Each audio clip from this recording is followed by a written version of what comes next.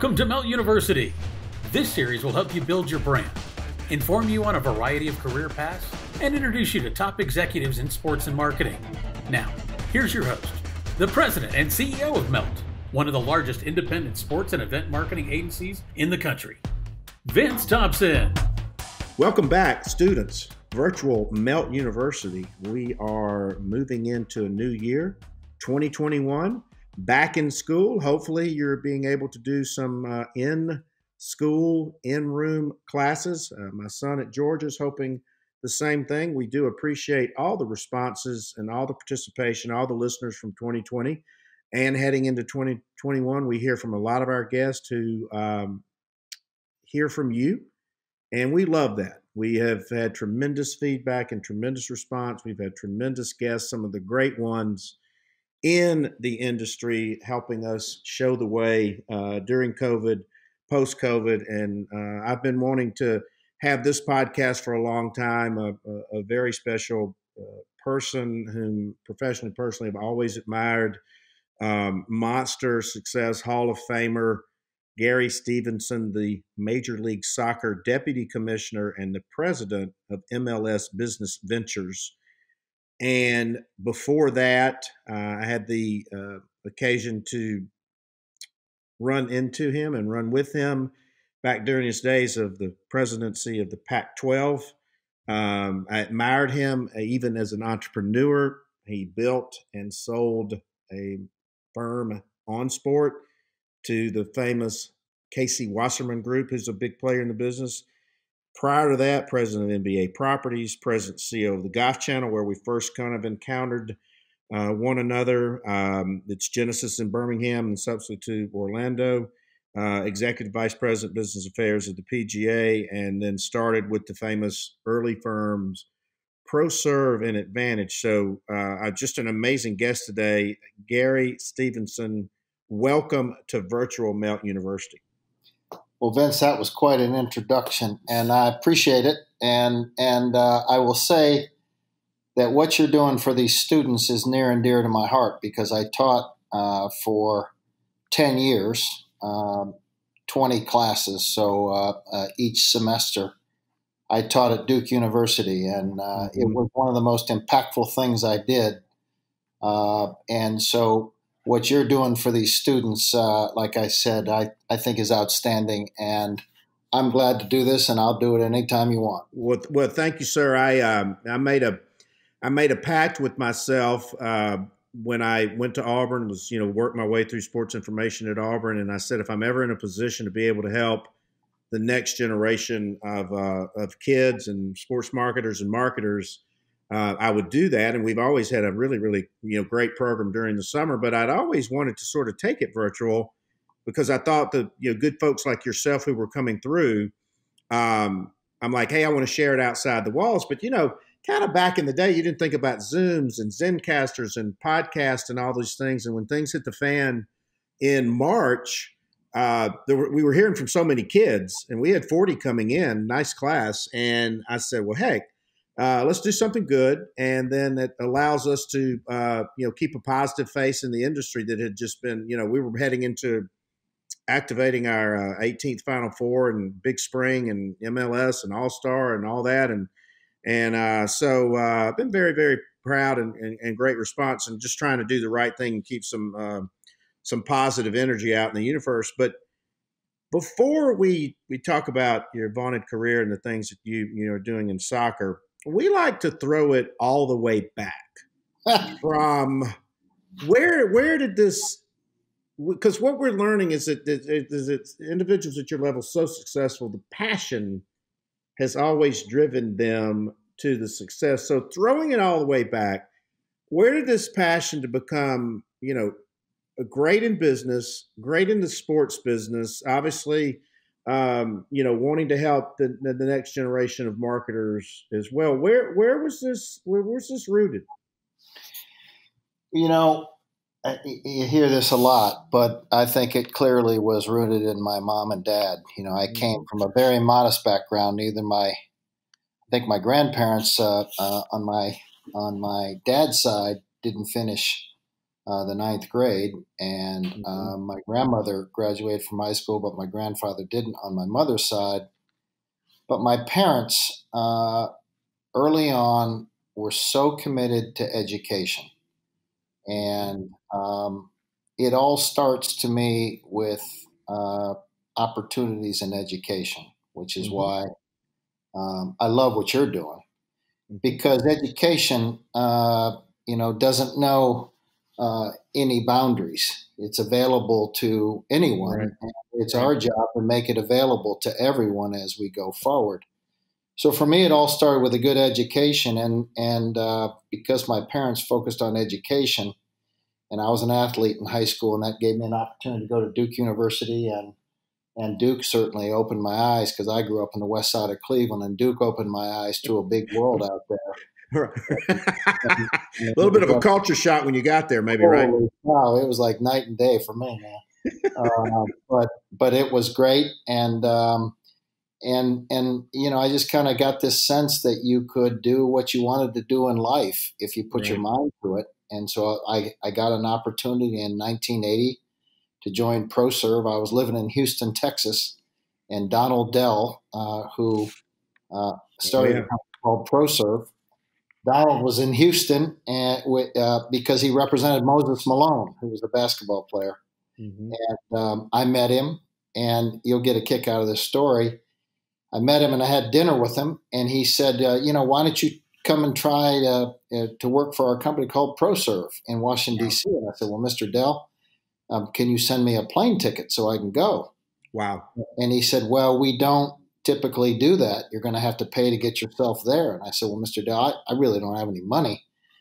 But I said, I'll make you a deal. I'll pay for my plane ticket, and if you hire me, you have to reimburse me 3 times the amount of the plane ticket. Wow. And it was kind of a crazy notion. And he kind of liked it. He was a little bit of a... Oh, yeah. And so he said, yeah, I'll do that. So that's how I got started. God. Well, I obviously to our listeners, if you don't know who Donald Dell is, I mean, Donald Dell is one of the pioneers and the founders of the sports agenting space. I had the privilege of being able to spend some time with him down in Mobile at the Senior Bowl a few years back. He was doing some work with Morgan Stanley, and it was like, I'm like, I never got an opportunity to shake Mark McCormick's hand, but being able to shake Donald Dell's hand was damn sure a close second. So he reimburses your triple. ProServe was founded and based in Washington, D.C. So you pack your clothes and you go to D.C. Went to D.C. and my first job was to sell tennis exhibitions between Arthur Ashe and Stan Smith. Wow. Two legends that Donald and ProServe represented. So I would call up arenas and I'd say, hey, my name's Gary Stevenson, and I'd like to sell you the opportunity to have Arthur Ashe and Stan Smith come play a tennis exhibition in your arena. And I can't remember the exact numbers, but it was something like they both got a $7,500 fee, and then the winner of the match would get a $2,500 bonus. Right. So early on, I've just called different arenas around the country. Early on, I called to the Forum in Los Angeles, and Jeannie Buss answered the phone, and she was just she was brand new in the business, and she goes, well, gosh, that sounds like a good idea. And so I flew out to Los Angeles, and I think one of the first ones that we ever did was at the Forum with Jeannie Buss, and that was probably 1980 or 1981. That is unbelievable. And then I had to try to sell local endorsements for basketball players. So I'd call car dealers and try to get Darnell Valentine of the Portland Trailblazers an endorsement with a local car dealer. So that's how I started in the business. Well, that, and Gary, I want to talk about that for a minute. We tell our students because, and I'm sure you've encountered this and I've encountered it with this younger generation, there was a lot prior to COVID, a lot of instant gratification, wanted to be the CEO overnight. And then with job hop, if they, their first, encounter with a bad boss or bad client about that. And obviously those days are going to be over. But I keep telling our students, like, hey, just get your foot in the door and start grinding and do the best you can. I mean, think about this. Where you are now, you're selling, local car dealer endorsements. And I know what the price of them is now. I can only imagine what the price of them back in 1980. But you were glad to be in that environment, and then you continued to build. And like I said, those old days of those great exhibitions with, Arthur Ashe and the great Stan Smith, they were just so much fun, to go to. And I used to produce some of those in Birmingham when Jimmy Connors was representing Pepsi and all those kind of things. But so your run with ProServe, so how long? And then you went to Advantage. That was a spinoff of ProServe, right? Well, what happened was the senior leaders of ProServe basically got into a philosophical difference about what they should do with the future of the business. So there was a split, and in that split, there was a group that stayed at ProServe, and that was Donald Dell and some others. And then there was another group that was led by a guy by the name of Frank Craighill. Oh, yeah. Who formed a company called Advantage International. And there were 3 or 4 of us or 5 of us at the time that were junior staff people that both companies wanted. So there was a guy named Phil DiPicciotto, who now is a senior leader at Octagon. Right. Jeff Austin, who represents Steph Curry and David Robinson and some others. A guy by the name of Tom Ross that was a tennis agent. And I'm missing, Jerry Solomon, of course. Harlan Stone, right? Harlan Stone? No. I'll tell you about Harlan. Harlan wasn't there at the time. So the two firms split, and I chose to go with Advantage International with Frank Craighill, which was a really good opportunity for me. When I left Advantage International to go to the PGA Tour, Frank Craighill, who was a real mentor to me and really taught me a lot about international business during my stay there, Frank Craighill said, well, the one thing I'd like you to help me do is find your replacement. Wow. And so Phil DiPicciotto and I both knew Harlan Stone at the time, and he was at Golf Digest magazine.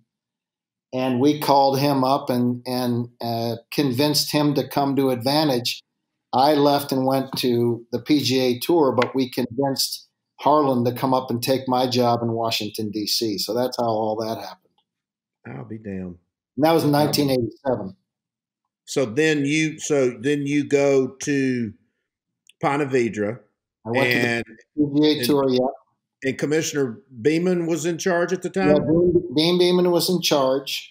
I worked for a guy by the name of Henry Hughes, who was another mentor along the way that was very helpful to me.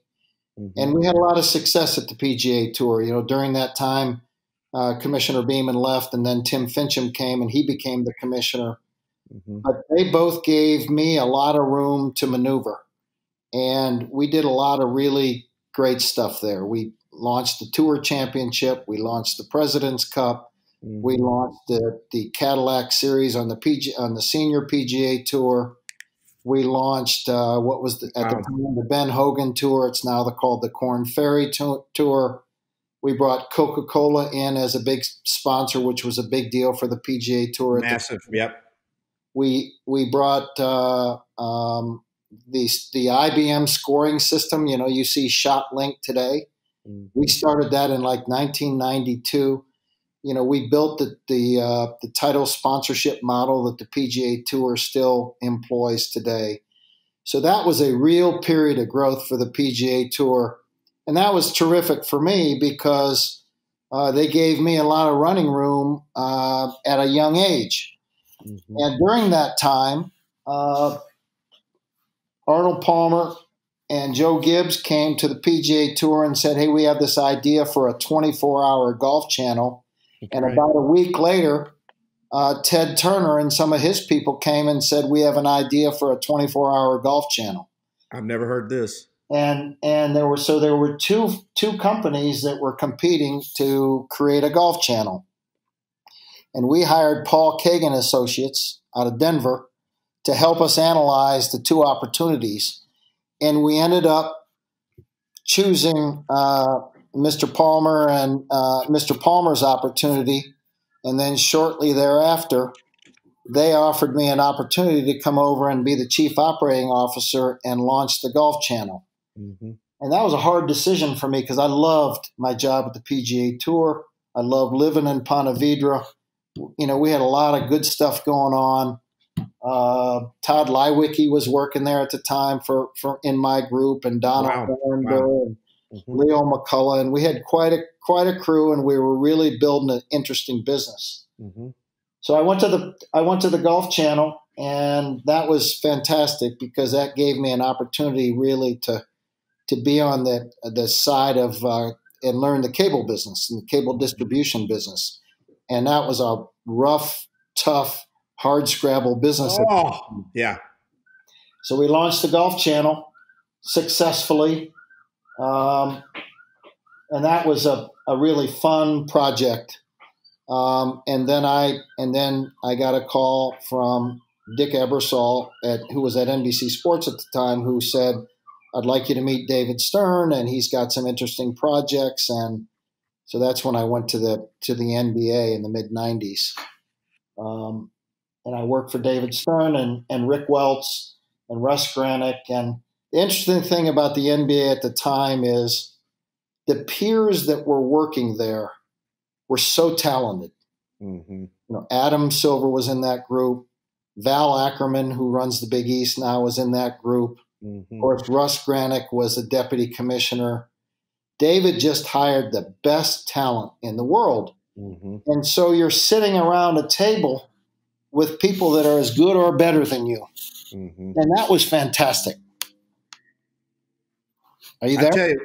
I tell you, and we were talking, I interviewed Will Funk from Turner yesterday, and he talked about, he was an early entry-level sales guy with David Stern, and he just said what an impact that he had made on his life. So let's regroup this. Donald Dale, Dean Beeman, Tim Fitcham, Arnold Palmer, and I was living in Birmingham when Joe Gibbs was starting this. Yeah. And had a meeting with him, with David Hall, the president of TNN. Yeah. And David Hall wanted in on this thing, and I thought it was a most amazing thing ever.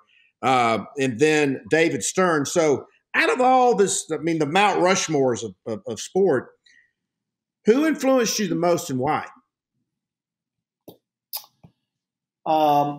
Boy, that's a really hard question. What I would say is, and it sounds like a cop-out, but I was the youngest of four kids, and I always kind of watched my older brothers and sisters and tried to take the best part of each one of them.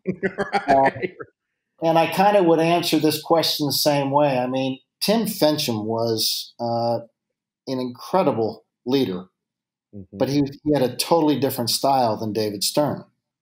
Mm-hmm. David Stern was an incredible leader and friend to me along the way.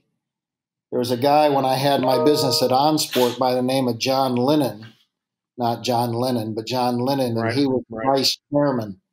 And he had such an interesting and what I would say, not elegant, but he just was so classy, and I learned so much from him. So what I would say, Vince, is it's more of an amalgamation of taking the best parts and having the opportunity to work for so many different leaders. Right. And if you were to say, what are you most grateful for? I would say I'm most grateful for the opportunity to work for the people I work for. And hopefully then I pass it along to the next generation. Right. Right. So what made you decide to go and start your own gig? You've been with the most vaunted. Well, obviously, Startup ProServe, Startup Advantage, Startup Golf Channel. You clearly had an entrepreneurial itch, but what led you to that decision?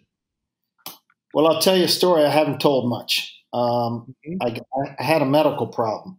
Mm-hmm. And the medical problem is that I would have allergic reactions 3 or 4 times a week when I was working for the NBA.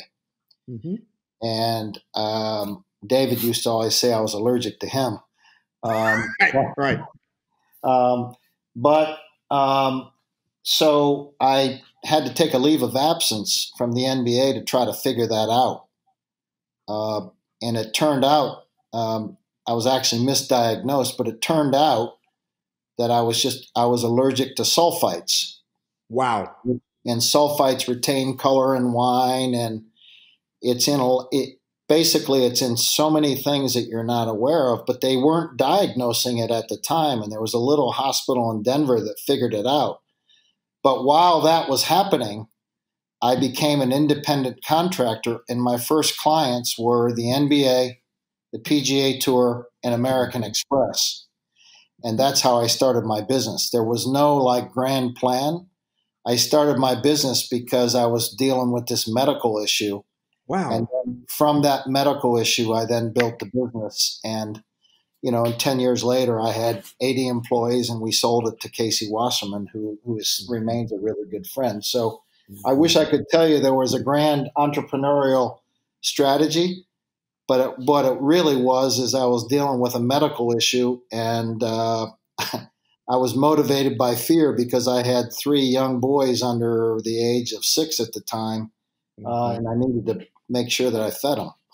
Yeah, so fear in feeding your kids are definitely motivating factors. As I'm a testament to that as well. And I haven't told that story much, but that's how that business started. Well, that's divine intervention. I mean, and I pardon me for interrupting, but yeah, I'll never forget ever. And I told Mrs. Stern this. I went to David Stern and I said, I'm having this problem, this medical problem. And he said, you can be an independent contractor for us for the rest of your life. He said, I want you to go get healthy. Holy cow. And I'll never forget what he did for my family. I didn't know him and never had the opportunity to work with him, but just the accolades that I read from him, that story is the personification of David Stern right there. Oh, he would, even to the end, he called me about once a month. Hey, I'm just checking in. He would always say, I'm just checking in on the favorite people I fired along the way. Oh God, he never lost a sense of humor. That's amazing. I mean, just storied career. So now we'll fast forward it a little bit. You've been, you run a giant professional sports league. Atlanta has been one of the epicenters of that. It's just been so delightful to see Mr. Blank and the success that he's had. I'll never forget going to that first game at Georgia Tech, first match at Georgia Tech. And I was like, and it was just bedlam there. And I was like, man, and everybody was having so much fun. And it was a Sunday and drinking Heinekens and all these kind of things. And I was like, this thing is going to be special. And, you've been a part of this and, building the soccer franchises, building the soccer audience. It's been in North America, for 20 years. But a couple of questions. From the perch that you sit on, coming out of COVID, where are the opportunities going to lie for future sports marketers? And we've heard a lot of great ones. We've interviewed athletic directors and all these kind of things. But where and we tell our kids that campus is the ultimate professional laboratory. Where should their heads be right now? Well, I think a couple different places. One is the key to how successful the sports industry has been is fan engagement and the ability for a sports property or a sports team or an athlete to have a relationship with a fan. One of the things that I think our industry is really going to have to focus on is how is fan engagement going to change going forward? Mm-hmm. A huge opportunity, and I think a lot of people didn't fully recognize it, but the sports betting landscape is going to be one of those ways in the next 10 years that fans are going to be able to engage with whatever the property it is. Mm-hmm. And how we're going to keep them engaged. And how we're going to keep them engaged. There is a big question mark in a lot of people's minds is, A, whether fans will come back. The answer is, and at least in my opinion, is yes, because sports is the only content that you have to watch live, either live on television, the ultimate reality show, right? Live, exactly, or live in stadium. You can get the weather now anytime you want. You don't have to watch the 11 o'clock news. Netflix has proven that you don't have to have appointment television because you can watch a show whenever you want. Mm-hmm. So I believe that sports and the value of sports content will continue to rise. I think you're going to hear in the next 2 weeks or 2 months that the NFL is going to announce some dramatic increases to their television deals. The SEC, your country, they just announced really big increases. So the value of sports content is not going to go down. We as marketers just have to figure out different ways to engage fans. Mm-hmm. Well, let me tell you this. I have a 20-year-old son, and there's 2 or 3 things I can tell you. One is he doesn't consume sports in a traditional manner. He consumes it in his hand, his handheld. But he also, his engagement is all these, and I mean, he's not a big time, but all these crazy prop bets and all these games. Yeah. And then it keeps he and I engaged because we may say, all right, here's 20, we got $20 here and here's some fun prop bets, and we'll be comparing notes, during the game when he's in Athens and I'm in here. I think wagering, we hear wagering. We hear, to your point, fan engagement. What is that definition of that fan engagement? And we hear a lot about this term data analytics. Yeah. Understanding who your fan is and how you get them and how you keep them. What is the MLS doing in that area? And then where are these opportunities for these kids on the campuses now? Because the colleges are woefully about 10 to 15 years behind where the professional sports leagues are, most of them. So data analytics is a big space as well, right? It absolutely is, because the real fuel for the sports marketing engine is what the media pays for the rights to broadcast live games. Mm-hmm. And as you know better than anyone, for the longest time, the media companies would sell it to a company like ESPN, and then ESPN would sell it to a company like a cable company, and then the cable company would charge you. Well, that's all been disintermediated. In the next 10 years, either we are going to sell directly to consumers, or we will sell to a Disney, and Disney will sell directly to consumers. But there's going to be a couple layers that come out. Well, when that's the case, it's no different than any other product. You have to know who that consumer is, what their trends are, what they like, where they live, how often they watch. And if you don't know that information, you are less likely able to build a product that they want to buy from you. Mm-hmm. So data analytics, there's a lot of buzzwords around it. Every meeting I'm in with a media company, I was in a meeting just last week with the world's largest consumer products company. They said what we're interested in the most is for you to be able to deliver data to us about who your fans are. Right. So about 6 years ago, we started building a central data warehouse that incorporates all of our season ticket members and everything else. So right now at Major League Soccer, we have a database of about 13 to 14 million consumers that have consumed our product, whether that's MLS or the Mexican Federation or U.S. Soccer or whatever. And that database will be a very valuable asset for us going forward. Mm-hmm. Mm-hmm. Wow. Well, that's the key, because the sophistication of what the sponsors are going to be asking for is only accelerating. That's right. Particularly now that you've got industries that are flourishing in the COVID space, and then you've got industries that are getting clobbered. I mean, the hotel space is getting clobbered right now. The airline space is getting clobbered right now. Obviously the loss of revenue with the attendance. But to your point, at some point we're going to get beyond COVID. But you've got a couple of things: is that consumers have had more time to fine tune how they consume information and how they consume their sports, and they're going to have a different expectation of how they do it going forward. And so I think you're right. Gary, I'll tell you another thing that we've uncovered, particularly some of these athletic directors, is the mental health aspect of the student athletes, and particularly your athletes too are younger players within this generation, and we're hearing a lot that obviously mental health is a space, performance and nutrition is a space, hydration obviously is a space, and you guys have been ahead of the curve on those things. But the other beautiful thing is, and I use my son, is that he absolutely loves the MLS.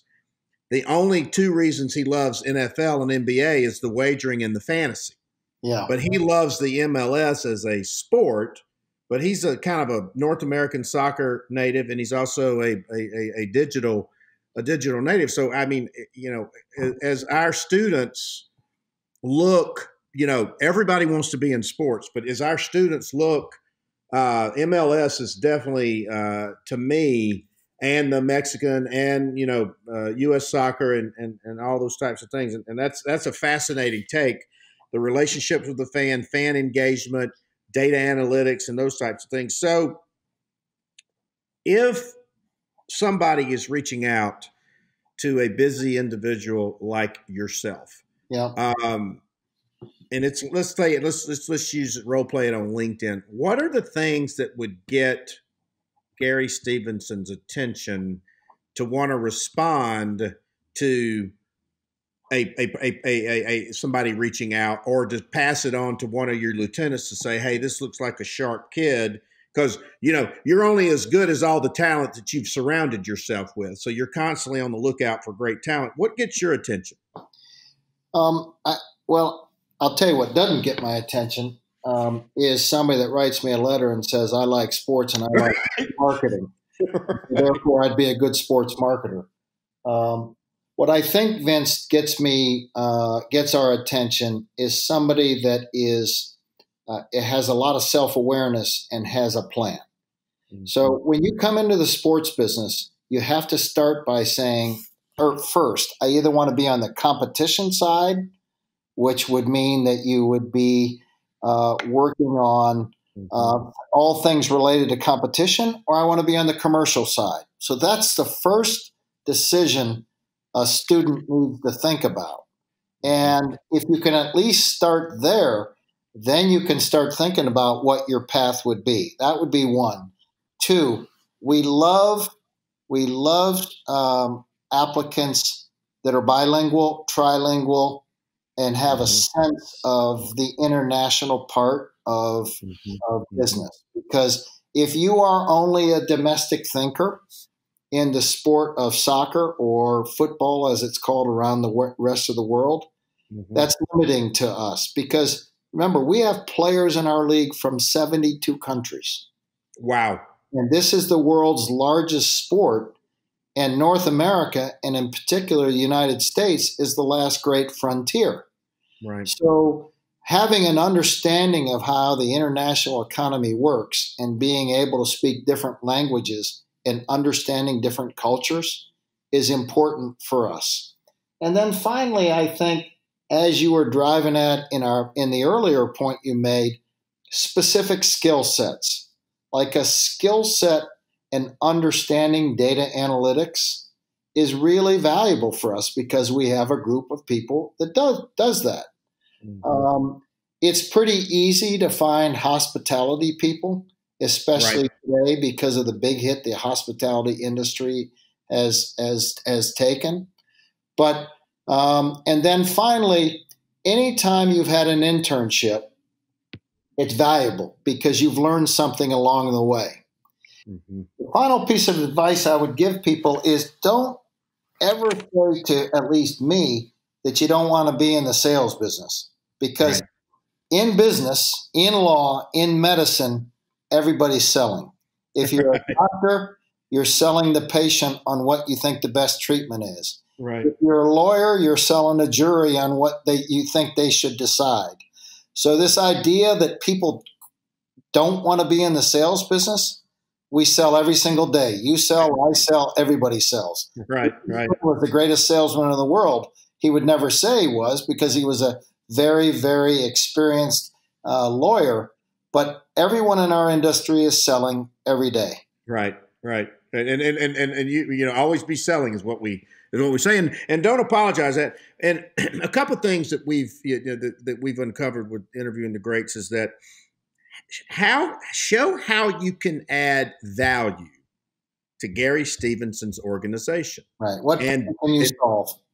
Yeah. What problems can you help him solve? And the other thing, and you would be, maybe you won't, but I see it all the time. Is some of the great ones that I see, they're so prepared, but Gary, you would be shocked at the number of students that will send a generic email into a generic Melt website to say, to whom it may concern, here's my resume, I need to make X amount of dollars a year. And I don't even open the dadgum resume, because I'm like, I'm pretty easy to find on the internet, and I'm pretty easy to reach out to, and I'm pretty easy to, hit my emotional cues or hit my ego cues or whatever those are. And we tell our kids, because this is not a job application. It is a process. It's an audition. And these are very busy people at your level. Like, hey, you're going to be employed the way you interview. You're going to marry like you date. Right. And I mean, those are so turnoffs. So this great storied career that you've had, are there, talk about the importance and value of mentors to you. You've had tremendous, people you work with and work for and all that, but we encourage our kids to develop and cultivate mentorships, mentees very, very early in the career. And that, I'm sure they've influenced your career many, many times. Well, I think that rather than picking your first job, you should pick your first boss. If you're lucky enough to do that, because your first boss, your second boss, whoever those supervisors are, they help you shape your beliefs about what is right and wrong in business. And I was just a kid from the west side of Cleveland. And so the idea that I got to work for who I got to work for is the greatest gift that I've ever been given.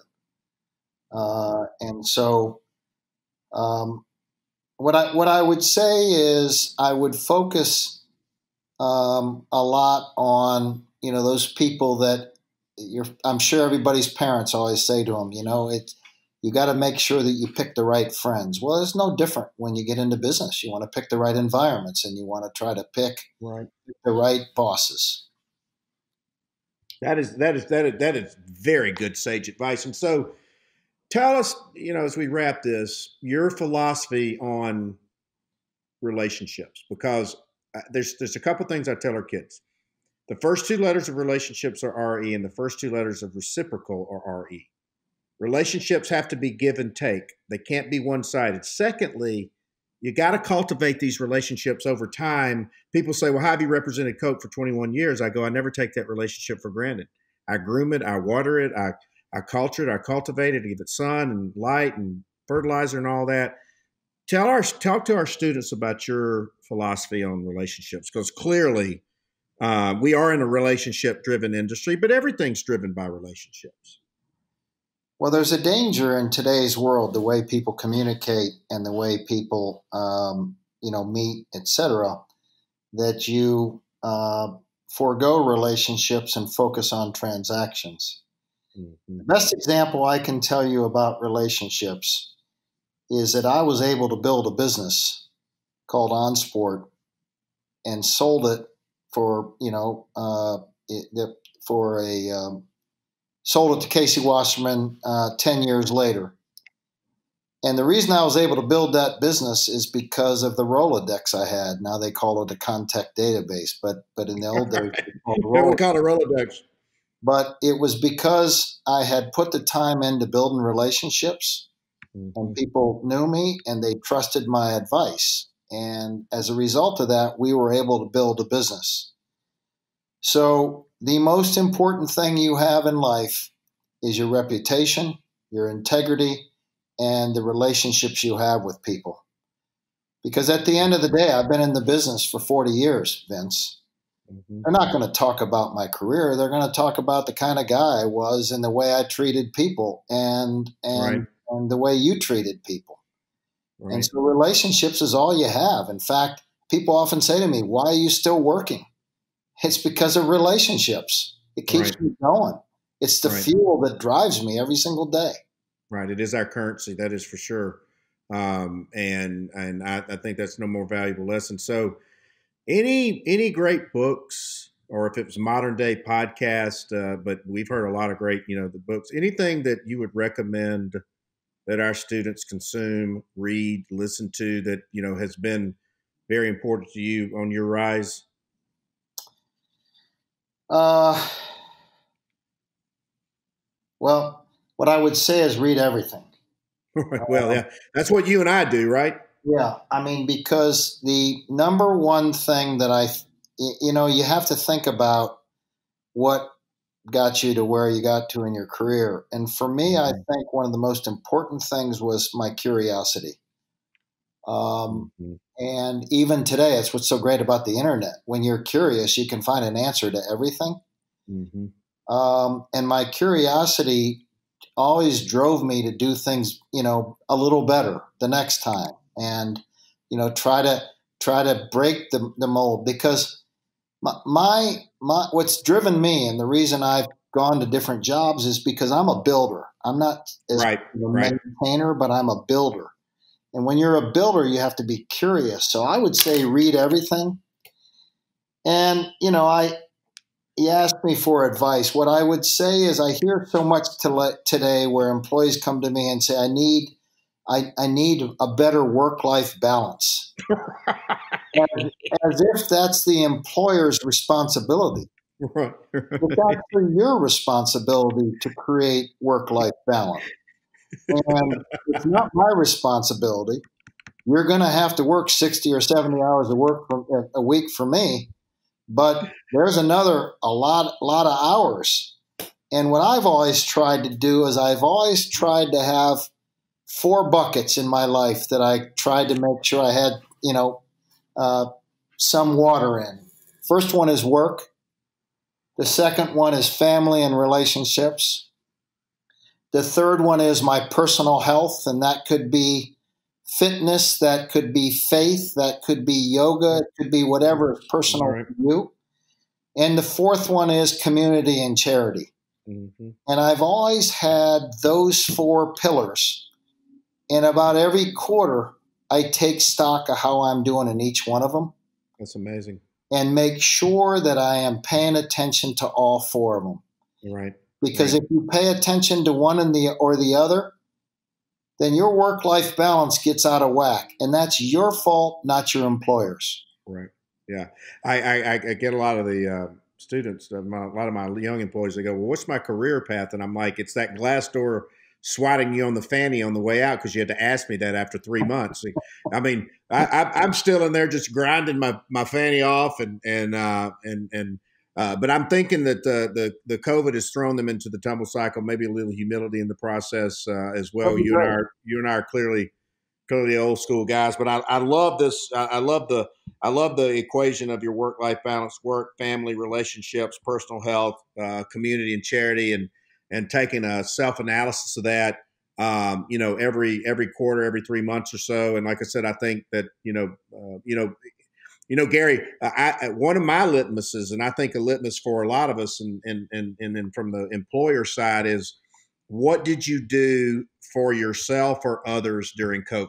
Did you binge watch? Did you drink too much? Did you get under the bed? Or did you learn a new skill, learn a new trait, help others, learn empathy, whatever it is?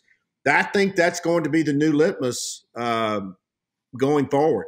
And you know, like I said, when this stuff first hit, we all thought it was going to be over by Memorial Day. I'm like, hey, I'll get a good free 2 or 3 months here to excel. I want to do some fun things and good things. And then here we are, literally 10 months to the day into this crazy process. But this has just been so amazing and so fascinating. We cannot thank you enough for your time. I'm sure you're going to get a tremendous feedback and response.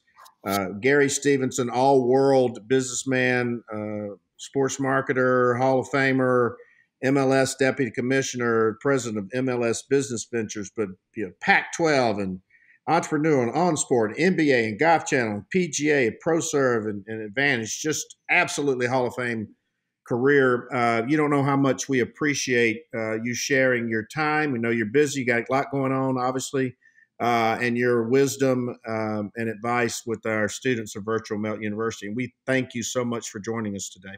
Well, Vince, I'm honored to be part of it. To the students out there, your generation, let's keep leading. We're going to be fine. We're going to be okay. Let's keep going after it. Yep, that's perfect. So thank you, sir, very much. And we hope to talk to you soon. Okay. Thank you, Vince. Thanks, Vince. Hope you enjoyed today's virtual class. We'll be back soon with another edition of Melt University 2020.